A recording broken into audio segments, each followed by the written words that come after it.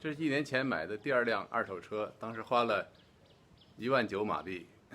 这辆车是2003年出产的宝马318，车型是146。这个车的问题主要是，当怠速稍微有不稳定的时候，就听到一个金属片碰撞的声音，咔啦咔啦咔啦咔啦咔啦咔啦咔啦咔啦，这种声音。最后检查发现呢是，声音是从助力泵发出来的。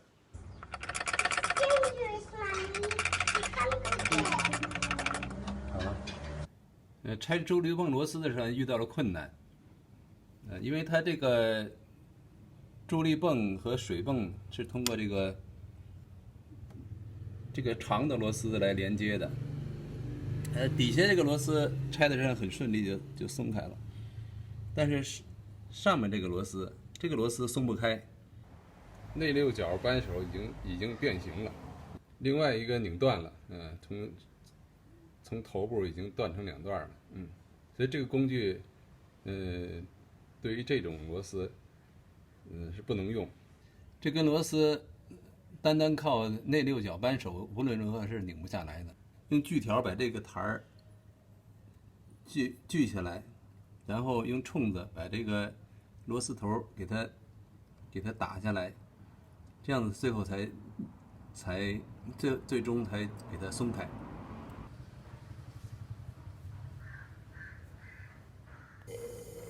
没看到这里面储油罐里还有一个滤芯儿，现在要拆这2个螺丝，为了便于工具伸进去，这根油管要松开，这个油管的固定点在这个位置，松开这油管以后就方便拆这个螺丝了。油管松开以后，这2个螺丝就比较容易拆了，就可以，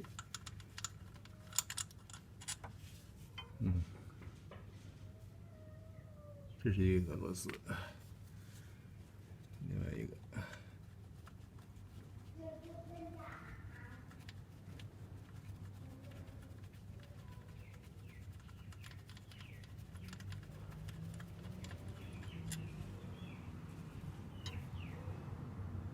这是另外一个。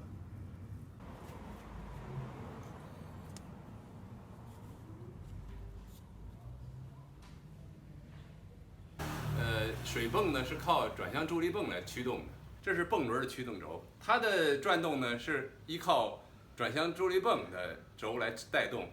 这个是转向助力泵，这是转向助力泵的驱动轴。那它通过尾部的这个方件来带动水泵。这2个方件是分别对应的水泵上的2个方件，这是水泵的方件，这2个方件落在这个槽里面。那么现在的问题呢是，转向助力泵的一个方件已经断裂了，你看这个茬儿已经是，断了很久了，已经从它的锈点，它不是新断的，以前就断了。断了以后呢，它转动的时候不平衡。这个水泵的连接管呢是通过这个铝管连接的，这有2个沟槽，放 O 型圈儿。那对于有 O 型圈的密封部位呢，要对密封圈进行严格的选择。密封圈分为2种，一种是丁腈胶的，一种是佛胶的。尽量采用佛胶，佛胶的寿命和温度性能都比较好。这个密封圈就装在这里头。我们看以前它这个已经完全的变形了，这边 O 型圈已经变形了。它通过打胶来密封，这是完全不可取的。因为打胶的话，它胶没有弹性，所以呢，在有压力的情况下，它就不起密封作用。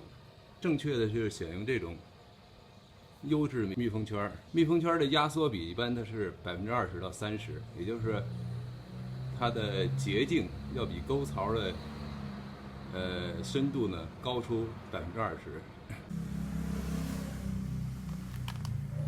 接下来呢，先装水泵，再装转向助力泵，这样子呢就不用拆卸空调管，就直接可以放进去了。转向机的散热油管开始漏油，已经滴到这个转向机上面。这根油管油压比较低，所以我的考虑呢，不做更换，做打胶处理。打胶之前要先打底胶，让底胶跟工作面充分的粘合。等底胶干透以后，再打面胶。底胶要求打得很薄，但是要打结实，把每个面都接触到，这样才能起到密封作用。